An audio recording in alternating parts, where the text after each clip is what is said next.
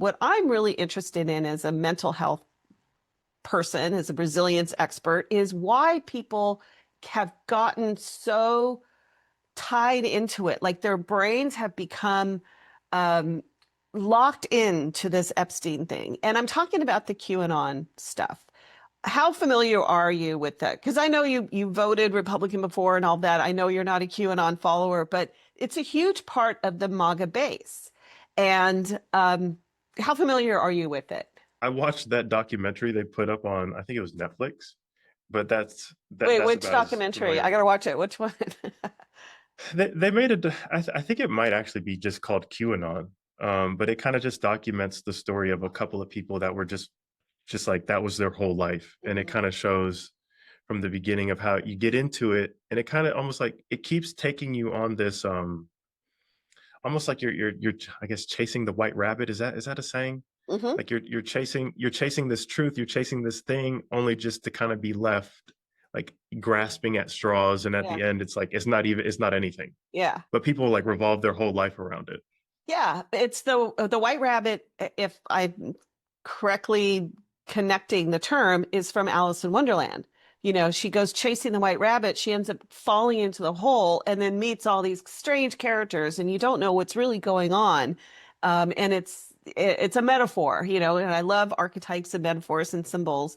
And it's people going into these dark, you know, recesses of or rabbit holes, as they call them. They dive into the rabbit hole and then they get lost into this world of illusion and delusion that hopefully leads to some kind of truth at the end.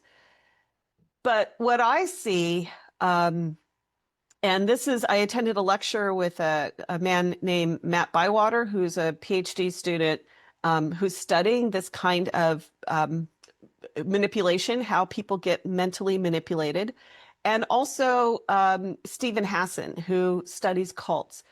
Stephen Hassan is really interesting because when he was 19 years old, back in the 70s, he had just broken up with his girlfriend and he was really depressed. And some attractive women came and sat down with him at this park bench that he was sitting at and talked him into joining their group. Well, the group ended up being the Moonies, which is a cult, a very, very large, powerful cult that has been around for generations, and people have grown up in this cult. And I actually met somebody who did a documentary about this.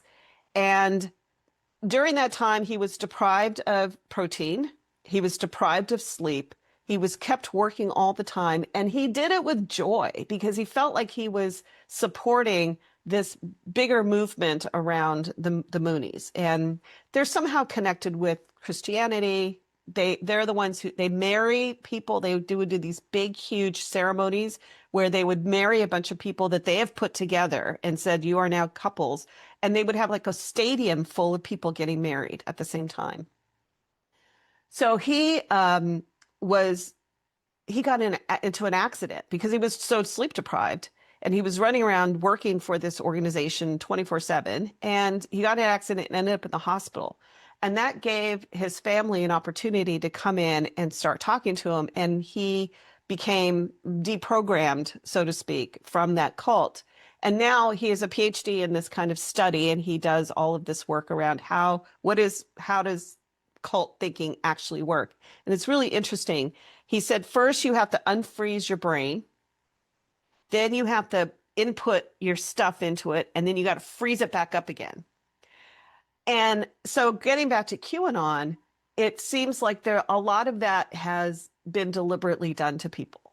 Um, and I don't know if you want to talk about what you saw in the documentary that kind of shows how maybe people are getting pulled into that. It's a lack of meaning in their own life, a lack of connection, um, especially during vulnerable moments when you've lost a job, or a political election didn't go your way. You've tied a lot of your identity into something, and it's not there. And so you look for the point of the documentary is that like all everybody who followed it, at least within the documentary, was facing difficult external circumstances, and clung to this as a source of meaning and connection. So if you want to avoid becoming a victim of this kind of cult manipulation, be aware that what they'll do is they'll exploit your need for belonging. They will give you a really simple answer to very complex stuff that's happening in the world, and they will give your life a sense of meaning. And and I think there's another aspect that I find really fascinating, because after I posted that video about, this kind of cult thinking or group think or conspiracy theory thinking, which all kind of is the same thing, in at least the way that I'm seeing it, I started getting fed on TikTok on my personal account, QAnon people. And like this one lady had this video that she said, she loves Poppy being Trump, right? Loves, like would lay down her life for him. That's how she just truly loves him, right? Guy she's never met, but she has this image of who he is. And the QAnon image of who he is that he's out there hunting down pedophiles on behalf of, to save the world, to save young girls, which is probably the opposite of what he's actually been doing all of his life. There's a lot of evidence that says that he was, first of all, he was Jeffrey Epstein's friend. They were best friends, according to both of them, and both said that for about 10 to 15 years. And there's a lot there. So I won't go too much into it. But anyway, so this woman was saying that Poppy just posted a Truth Social where he talked about how bad Adam Schiff is. So Adam Schiff is a senator from California, and Trump doesn't like him because Adam Schiff's always going after him. It started the impeachment against him and stuff like that. And she said he spelled Schiff Schiff. Adam Schiff's actual name is spelled Schiff. And I think Trump did that because, one, he doesn't spell very well, but two, he likes to call him Adam Shit, right? And so that was his way of just, dinging him or whatever. Anyway, she said he left off the C. We all know what that means. And then all the comments were like fire and hearts and like, yeah, like nobody ever said that they know what that C, that missing C meant. But this is the other way that they get you. They create this mystery and then they give you what they call breadcrumbs. What does the missing C mean? Oh, he waved like this instead of like this or whatever. Like, or if Trump says something like, where we go one, we go all, they go crazy. Like, oh my God, he's just talked to us. And what that does in your brain is it gives you a dopamine hit. It's just like doing a video game where you get the hit and then you move on to the next thing. That same feeling, and they are getting that done to their brains over and over and over again. So what about the Epstein files? So the Epstein files are that thing that it is the ultimate dopamine hit, because that what they're waiting for is something called the storm. And what they believe is that inside the files is evidence that Clinton, and by the way, if Bill Clinton did that, he should go to jail, frankly. Who knows, right? But anyway, the Epstein files are the ultimate dopamine hit, because when you get that, you get the evidence to have the storm. And the storm, as I understand it, is a time when all of those people that were the lefties, the deep state people, are going to be exposed for being part of this Epstein thing. And they are going to go to Guantanamo Bay. They are going to be, there's going to be a trial and they will be executed. And that is extremely exciting in terms of people feeling like there's some justice and finally they're going to expose this deep state that has been doing all these terrible things to children. And I must say that I think there's a lot of sincerity in the desire for justice. And I would suspect that for a lot of people, they have been victimized in that way as children. And so we have a lot of people that are really suffering. And that's why I say like their brains are being preyed upon. So Is the sto what's the story? Is that directly tied to QAnon? Is QAnon still active? Oh, yeah, for sure. Yeah. Yeah, yeah. Okay, I don't know why I thought that was, like the bubble burst on them and then it was over. What would make the bubble burst on them? It didn't burst I when he get lost the election. That was January 6th. That's Ashley Babbitt, who died there, thought that a lot of them, they thought January 6th is the storm. This is our opportunity to make it happen, exposing them. so there's the QAnon, there's the Epstein files, there's the Diddy stuff is kind of like the same, kind of like in around the same. I'm I see headlines, but I don't watch any of it. Hmm. I I don't know. I just don't watch any of it. I understand. So I don't fully grasp. I have a relative idea of what happened and why it's wrong, and like, okay, they need to go to jail, or maybe the files should be released. If but I guess is there a distinguishment between the the people, say like the QAnon people or the conspiracy theorists that are just kind of like silently kind of watching it all like it's their favorite football team. They're just waiting for their football team to win. And then like I guess the broader public that is just interested in it. Is there like a psychological difference between like those two levels? Yeah, that's a really good question. I mean, I think that the QAnon people are very heavily invested. I mean, you have to think that this has been going on since Trump entered the scene. The QAnon drops, as they're called, started in 2017. So right after Trump was elected. And there's a lot of background stuff in this and where it started and who started it and what are some of the theories about how it started. But it started originally around this whole 4chan. Do you remember 4chan or an 8chan? They I, were, I I know it from the documentary. yeah, they were around, and of course, most of us never went to those sites, but they were kind of the place where you could, like how Twitter Twitter evolved to X, like how X now is you can just go and be like totally, um, you know, talk about Hitler, and everybody's like, oh yeah, that's fine. It was kind of like that. And so they started doing these little, what they call drops, which were these very cryptic messages about like, something is going to happen and wait and see. And then people, became interested in that.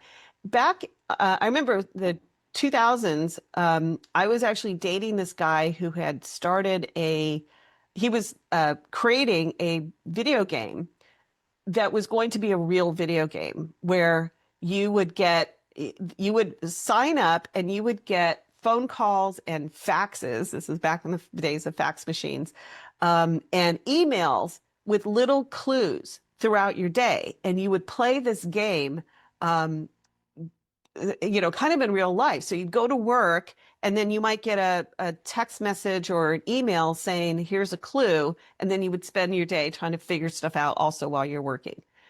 That is the same model that was used, I think, in QAnon. It made your life part of this game, but it wasn't presented as a game. It was presented um, as reality, as we are the secret people that are in the government who are trying to warn you. And like you said, like Diddy, there's Cosby, um, the Catholic Church. There are people, there are organizations, there are powerful people with lots of money that are in charge of pedophile rings or sexual abuse and things like that and get away with it almost or pretty much. And or have been doing it for a long time and they can't get caught for whatever reason. And so within every conspiracy are some grains of truth. But what's interesting about this is that the truth has been buried in the middle of a political message, you know. And inside that political message is that Trump is actually the one who's saving everybody. and making the world safe for children. And so getting back to, it gives you, the QAnon gives you a sense of belonging, gives you very black and white answers. They're evil people that are drinking the blood of children, and Trump is going to save us from it. And in the process, root out all of these deep state people. And then it gives your life meaning, because for 10 years, if people have been in it for a long time, they have been part of the group of people that are trying to save the world's children and make the world safe for children again. And that is very, very horrible to think that people have been manipulated in that very important goal that they want to have. So I find, and what's interesting to me is that we keep talking about the surface of it, like release the files and all that, and we don't talk about that deep manipulation that is happening. So who benefits from manipulating these people? That's a great question. Well, one, a political party. They have used those votes. I think there's a lot of people who have built entertainment structures around this belief. Podcasters, what's his name? Alex Jones, like Mhm. Glenn Beck, there's a lot of people who have built a career around manipulating people into believing this and following the breadcrumbs and, all of that. I think Steve Bannon probably benefits. And why do they make money?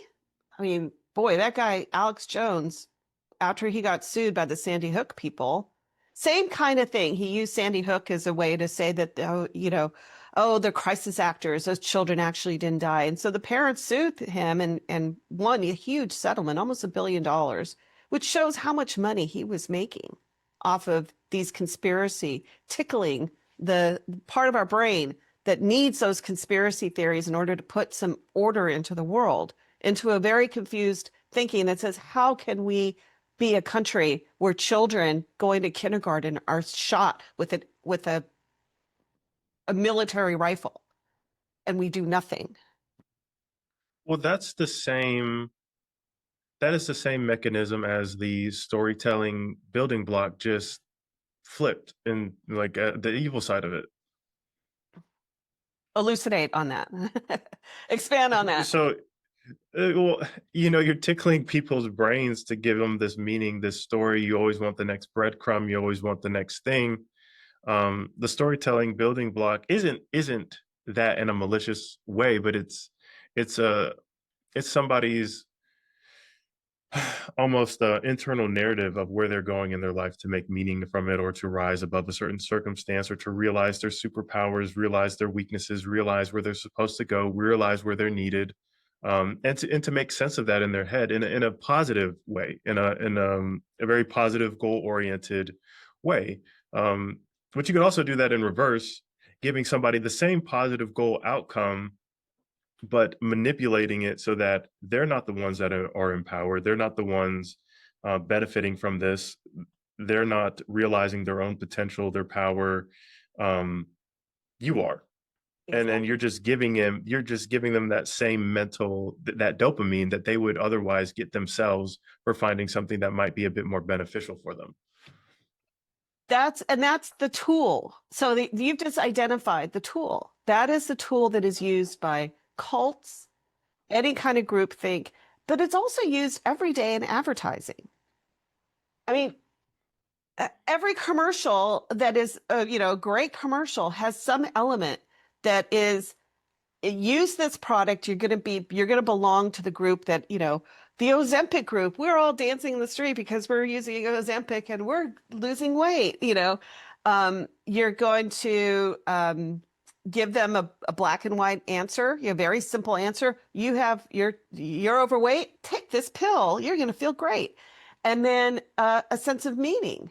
You're being really good to yourself. You're saving yourself from a lifetime of misery of being overweight, right? Every single commercial does that. that is a good, successful commercial. So, I mean, this is kind of maybe a weird subject to bring up in a nonprofit that helps, young people to develop resilience in their life. But if you are not aware of how can be manipulated, you could fall prey to it. And a lot of, like this Stephen Hassan, who now studies cults, 19 years old, having a bad day, brought him into years of serving a cult leader. I mean, have you ever been approached by like Scientologists or anything like that where you felt like, oh, wait, this feels kind of weird, like a weird group thing, Yeah, I got pulled into this like one of those like pyramid multi-level marketing things. Not that all multi-level marketing is a scam, but and not that this one was either, Hmm. but I was going through a really tough time. I was like where I was living wasn't stable. And so I would always go to this gym, like kind of like I would go to the gym. It was part of my routine. It's kind of like the one place I had. And I was a little bit different. Like what I wore at that time was a little bit different than some people. I didn't stick out, but I the way that I worked out, like I would almost like stretch with the weight. So if I was doing like a chest press, I would do it super, super slow, try to get my full range of motion, where the gym bros next to me are just pumping out as much as they can. And so And what were this you wearing? lady, I want she, to hear like what you're wearing and how it was different. no, I was just kind of I'd almost wear like normal clothes to the gym. Mhm. And so like something I could still move in, but I don't know. I'd wear like whatever I had thrifted. And so I was in this whole thrifting era. And so like, vintage shirts, they might have had collars on I was maybe 20 at the time. And this woman who had to be at least early 30s kind of approached me, and she was a decent looking woman, and she was like, oh wow, I really love the way that you work out. I've seen you a couple of times. You seem really interesting, all this really stuff, and Mhm. all this stuff that I was dying to hear from somebody, because it was like I was isolated, I was alone, and this older woman comes to um kind of give me all these compliments, lift me up, spend time talking with me. And I got her number. Well, I didn't. She gave me her number, and I was like, because I'm 20. I'm thinking, oh hey, like she's Yeah. interested in me. Yeah. But she slowly kind of like she not she's like giving me like these books to read, and like she's telling me about this business that she's in, and we meet for coffee. We talk about it a little bit more, and then she invites me to this event, and then that's kind of where it hit me. Like all these people are coming in, and I'm thinking, oh wow, like some nice business event. She wanted to invite me. Mhm. Everybody's dressing up. I dress up, and then we're all gathered in somebody's condo to like hear basically about this multi-level marketing thing about this company. They sell soap, they sell house stuff, and like you should buy it too. You should buy it for your family. Your family should buy it. Everybody should buy it. If you sell enough of this, then you get to come to our huge thing in Orlando where we all get together. And so you got points for how many sales or referrals you made. Like if your family members bought some of this house stuff, you'd get points. If you bought the stuff, you'd get points. Mhm. Um, and the goal was basically you want to sell as much of it as you can, but you want to get other people to sell for you, and get the referrals that they make. So if somebody signs up under you and makes sales, you get points for their sales. Right. And so like you could go like you get points for the person under you, but then you can get points for the person under them if they sign anybody Yeah, up. so you have And that's so multi-level marketing. So the more people go under you, the more money you make. And that looks like this, which is what's that called? A pyramid scheme. and so I'm in the room, and I'm slowly kind of piecing it together, like, okay, this woman is definitely not interested in me. Like this is a scam. Mhm. And then I remember the leader, I guess the leader, the guy giving the talk, he's wearing a suit, his hair's all done. He just finished describing how his mentor and them, they just got off the yacht and they're doing all this stuff and they're traveling all over the world. And Yeah. right after the talk, he comes up to me and he's like, wow, like you seem really intuitive, you seem really smart, you seem really like you're paying really good attention. It looks like you're taking notes. I think you'd be really great at this. And then I don't know, and but that by that time I had already seen through it. And Hmm. I was like, okay.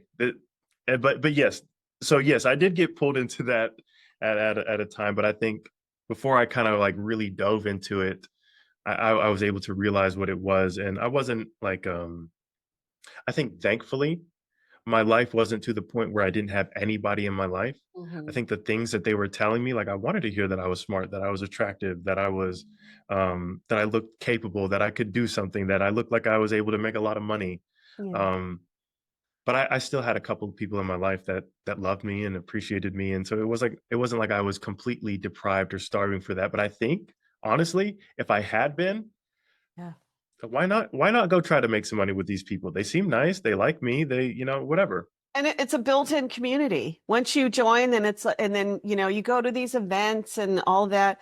There, I went to one thing that was similar to that, but it was a organization that helps you to kind of, you know, build yourself up and be more successful in life and things like that. So it gets people who are at the time kind of like the Tony Robbins kind of stuff. It was like that. And a friend of mine was involved in it and convinced me to go. And it was very expensive. And so she got me like a discount. And I just wanted to, because she was so involved with it that I thought, well, if she's really into it, there must be something to it.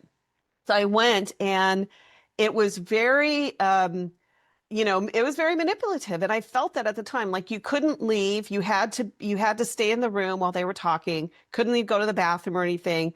They would do a lot of stuff where you would talk to the person next to you and you had to stare into their eyes for long periods of time, which of course, for somebody who's lonely, feels very intimate. So suddenly that person that you don't know, you have this instant connection because you've been staring into each other's eyes for 5 minutes. I mean, so anyway, what happened was I ended up sitting next to this guy who had been this was probably like in the maybe late 90s or something, and he had been busted for having a big pot farm up in Humboldt County.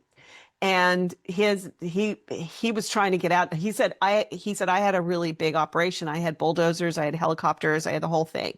And so he was in big trouble. And he was doing this to kind of show the court that that he had changed. He was going to, because he was going to go to court for this criminal trial. And he thought that it would show that, look, I'm trying to improve myself and make myself better.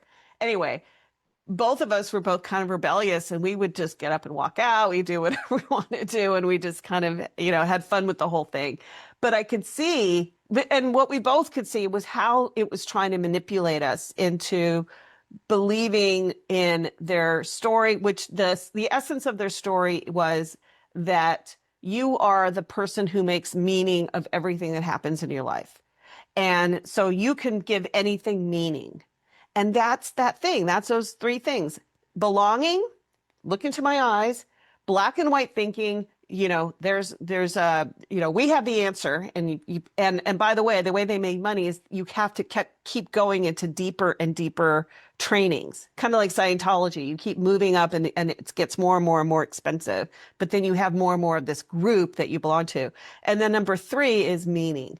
You're doing this and you are giving your life incredible meaning, everything that's happening to you. And everything that happened here in this weekend that we were together has a deep meaning in your life. And very compelling. I could tell how a lot of people really bought into it and were just like giddy, like almost fake happy. Like they were forcing themselves to show happiness because they were told in the whole conference thing that this is the best thing that's ever happened in your whole life. Your life is totally going to change. You're going to have everything that you want at the end of it all.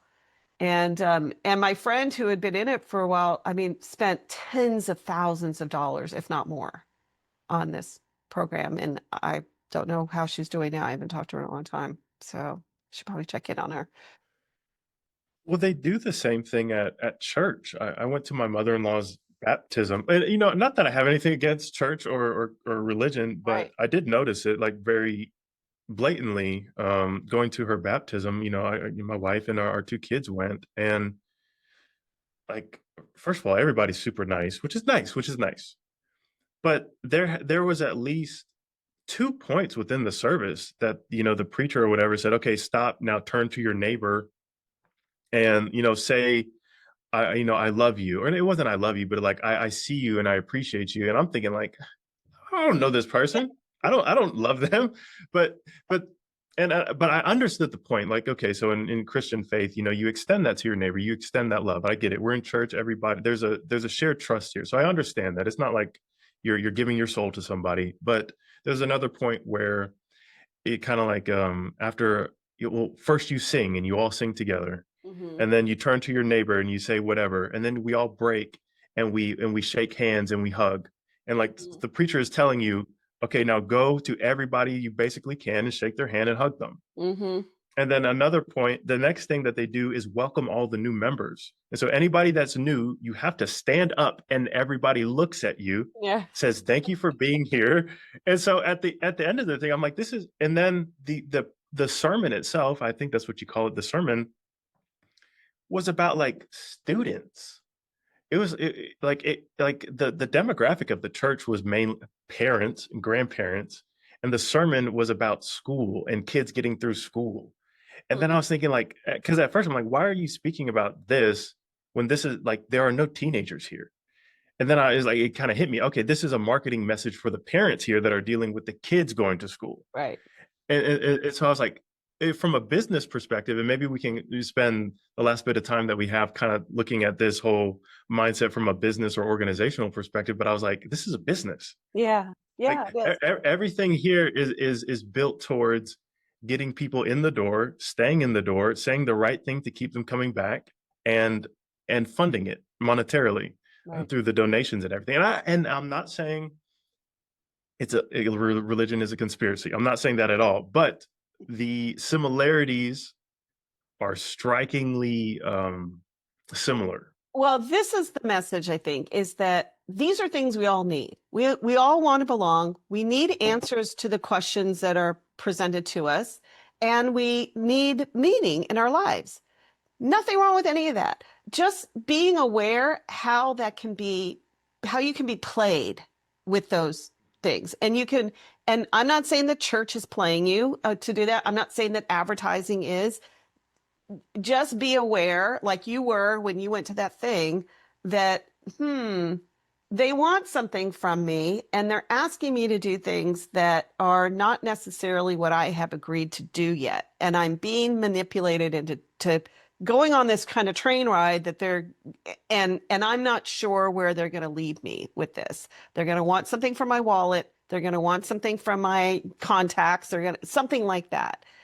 Um, and and I think the biggest thing, and I had this conversation with a couple of young people yesterday about this. The biggest thing is, how do you form critical thinking to know that those things are happening to you? And I think what they said to me, which I thought was really smart, was always try to look at what are the alternatives for what's going on. So if you're in a group thing, like you did that, you said, okay, I thought I was here on a date, basically. And now I find out, maybe this isn't. And let me start thinking of what are some of the alternative reasons why I'm here, why I was brought here. And what are some of the alternative reasons why someone is walking up to me saying, you, young man, seem like you're really got it all together. When he's Mr. Slick, who says that he's flying off in his private jet and whatever. I mean, I bet he drove like some beat up car in the back or something. I think it might be interesting to follow back up on this and kind of get it from a because in a sense this is what we're doing too. We want people to come in, we want them to answer questions, we want to shake their hand as they come through the door. We want to give them the right message. We want to form a community. We want to use all these same tactics to tactics towards what we believe in. We think what Right. we think is good. We want to make money at the end of the day, and but we also don't want to be predatory, and we want to Exactly. be transparent. Yes. So we should have this conversation. Like how do you like what's the right way, to do this? Um, And I think, and especially I think as everything's changing and technology is changing and reaching people might not look like, running your $100,000 ad and on TV. I think organizations and businesses They need an updated playbook. I don't think the consumer is as clueless as they used to be, Yes. and I think there's room for a lot more honesty and transparency than there has been. I think Yeah. that's good. That's good, but it's also a challenge to solve. Well, also, and we also have a whole group of people that don't trust anything and anybody. And that's kind of the other side of the conspiracy theories is they don't trust anything and anybody because they feel like, yeah, I don't know, it's human behavior.